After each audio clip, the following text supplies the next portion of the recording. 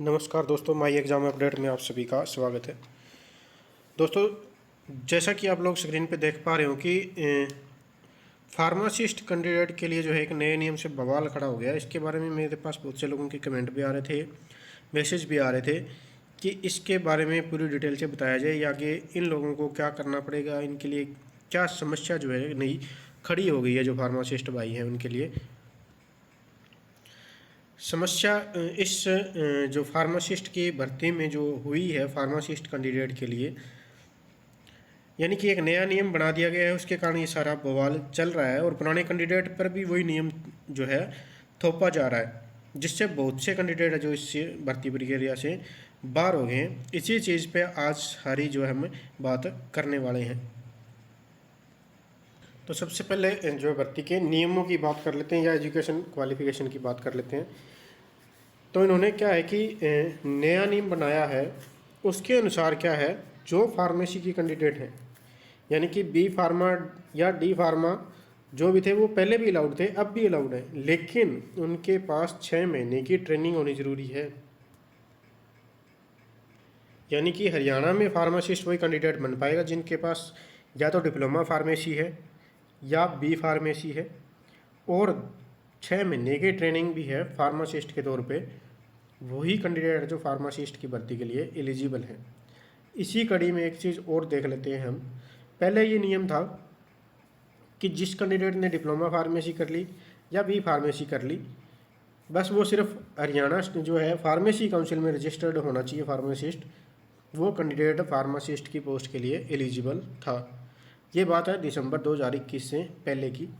उसके बाद में एक नियम आता है, उसमें ये कह देते हैं कि जो कैंडिडेट बी फार्मा है सिर्फ और उसके पास 6 महीने की ट्रेनिंग है, वही कैंडिडेट है जो फार्मेसी ऑफिसर के लिए फार्मासिस्ट की भर्ती के लिए एलिजिबल होंगे। अब बात आती है कि ये इन्होंने कानून बना दिया, लेकिन बाद में इन लोगों के दिमाग में आई एक चीज़ कि 2021 से पहले वाले जो भी कैंडिडेट थे डिप्लोमा फार्मेसी के, वो कैसे गलत हो सकते हैं। तो उन्होंने ये नोटिस निकालने के बाद में इस चीज़ को इसमें दोबारा से ऐड कर दिया कि जिन कैंडिडेट ने इस नियम के लागू होने से पहले डी फार्मेसी कर ली थी या एडमिशन ले लिया था, वो सभी कैंडिडेट है जो एलिजिबल रहेंगे फार्मेसी ऑफिसर के लिए या फार्मासिस्ट की पोस्ट के लिए। और साथ में डाल दी है इनके लिए 6 महीने की ट्रेनिंग की जो है नेसेसरी है किसी रिकॉग्नाइज्ड हॉस्पिटल में या गवर्नमेंट हॉस्पिटल में एक फार्मासिस्ट के तौर पे उस कैंडिडेट ने ट्रेनिंग भी की होनी चाहिए। अब ये चीज़ इन्होंने जो ट्रेनिंग की एसेंशियल क्वालिफिकेशन में डाल दी है, डिप्लोमा को अलाउड कर दिया, लेकिन ये ट्रेनिंग की शर्त इन लोगों ने नहीं हटाई है। यानी कि एक ये जो 6 महीने की ट्रेनिंग की जो शर्त है ये लोग नहीं हटा रहे, जिसके कारण सारे कैंडिडेट जो है यानी दिसंबर 2021 से पहले जितने भी कैंडिडेट हैं वो सारे के सारे जो है एलिजिबल नहीं रहेंगे, एलिजिबल क्राइटेरिया से जो है बाहर हो जाएंगे सारे के सारे। क्योंकि डिप्लोमा में तो पहले 3 महीने की ट्रेनिंग होती है, वो भी 6 महीने की नहीं है, और बी फार्मेसी में बैचलर फार्मेसी में कोई ट्रेनिंग होती नहीं है, तो वो कैंडिडेट ट्रेनिंग कहाँ से लेकर के आएंगे।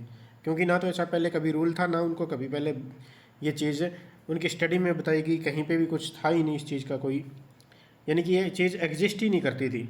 अब एकदम से नया नियम बना के इन सब लोगों को जो है अयोग्य जो है जो अपने कर दिया गया सभी कैंडिडेट को। यहाँ पे तो एक ही कहानी बनती दिख रही है कि कोई पर्सन ने जुर्म किया या कोई काम किया ऐसा जो आज से 8-10 साल पहले कानून के दायरे में नहीं था।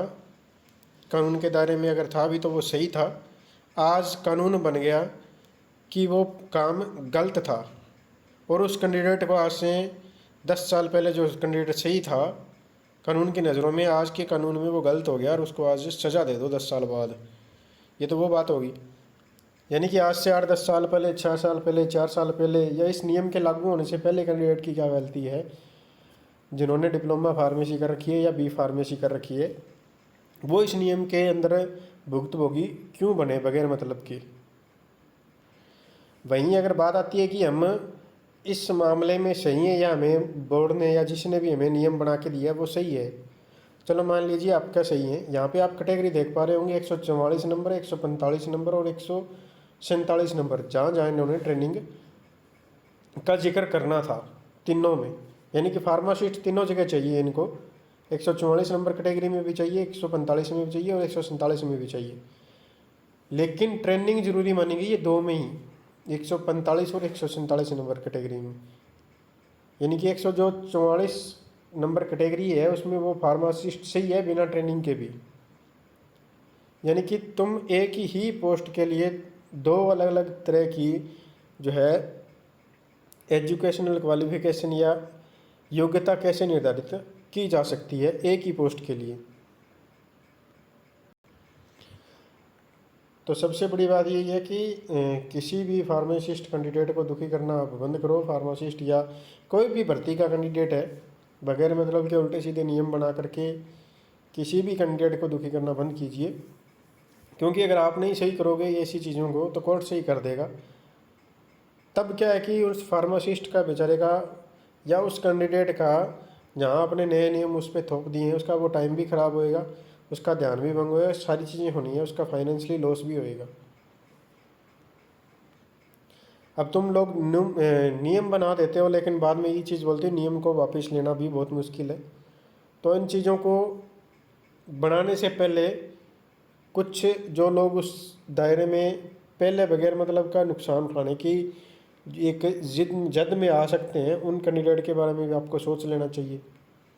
यानी कि आपने दिसंबर 2021 में जो आपने कानून बनाया उस टाइम आपको भी ये चीज़ सोचनी चाहिए थी कि आज से पहले जो कैंडिडेट कर चुके हैं पास उनकी क्या गलती है। तो ये चीज़ आप डायरेक्ट उस टाइम भी अपने लॉ में लिख सकते थे भी आज लॉ लागू हो रहा है अपना, इससे पहले वाले कैंडिडेट अलाउड है। हालांकि आपको ये पता है भी कोर्ट से ये अलाउड भी हो जाएगा, पर फिर भी आप लोगों ने कैंडिडेट्स को जो है बगैर मतलब का दुखी करना है।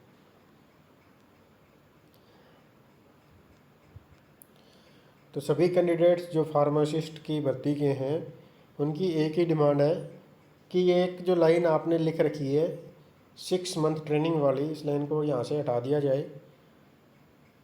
क्योंकि फॉर्म तो कोई भी कैसे भी भर लेगा, रोल नंबर आ जाएगा, एग्ज़ाम दे देगा, पर एट ए टाइम जब उसके डॉक्यूमेंट वेरिफिकेशन होएगी तुम लोगों ने ये बात उनके सामने रख देनी है, फिर वो कैंडिडेट फिर वहाँ से फंस जाएगा। उन कैंडिडेट की कोई डिमांड नहीं है इसके अलावा।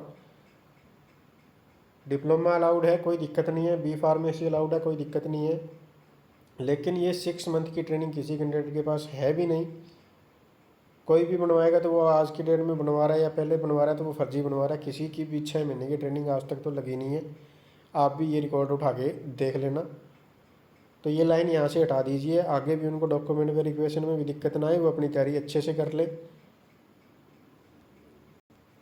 सीधी सी बात है, फार्मासिस्ट का या किसी भी कैंडिडेट की भर्ती में जो भी कैंडिडेट फंसे पड़े हैं आपके नए नियमों के कारण, बगैर मतलब के किसी पे भी मत थोपो। क्यों किसी का फाइनेंशियल लॉस करवा रहे हो।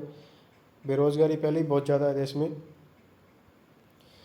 और लास्ट में एक ही चीज़ कहना चाहूँगा, इन कैंडिडेट के पास सिर्फ 2 ही रास्ते हैं। अगर आपके कहने सुनने से अगर मान रहे हैं तो सबसे बढ़िया बात है, 2-4 दिन तक 10 दिन तक मान रहे हैं तो ठीक है, अदरवाइज़ आपको कोर्ट का ही रुख करना पड़ेगा अगर नहीं मानते तो। यानी कि आपको अगर बिना ट्रेनिंग के अलाउड नहीं करते जॉब पे ज्वाइनिंग को, तो आपके पास कोर्ट का ही एकमात्र रास्ता है और कोई रास्ता नहीं है। हाँ, इससे पहले अगर आप अपनी कोशिश अपने जो लेवल पे जो भी आप किसी को ज्ञापन दे के या किसी से एप्लीकेशन दे करके रिक्वेस्ट कर सकते हो तो कीजिए, अगर वैसे काम चलता है तो, जो कि बहुत ही कम चांस है। आपको सिर्फ और सिर्फ वहाँ पे एक ही चीज़ है, आप ये चीज़ याद रखना कि ये लॉ बन चुका है, कानून बन चुका है, इसको चेंज करना मुश्किल है, लेकिन आपको परमिशन मिल सकती है। सिर्फ और सिर्फ परमिशन मिलेगी जो कैंडिडेट इस लॉ के लागू होने से पहले अपनी जो भी एजुकेशन क्वालिफिकेशन जो भी है आपकी पूरी कर चुके थे, उन कैंडिडेट के लिए इस लॉ को चेंज करना बहुत मुश्किल है। तो एक ही आप चीज़ लोग होप रखिए कि आपकी अगर आपके लेवल पे कोशिश करने से सही हो जाती है तो सबसे बड़ी है, अदरवाइज लास्ट चांस आपके पास कोर्ट केस का ही है, जिसमें ये भर्ती भी रद्द भी हो सकती है और ये भी चांस है कि ये भर्ती पूरी ना हो, नेक्स्ट टाइम में ये भर्ती पूरी हो इन नियमों के कारण। तो इस वीडियो में इतना ही, मिलते हैं नई वीडियो में नई जानकारी।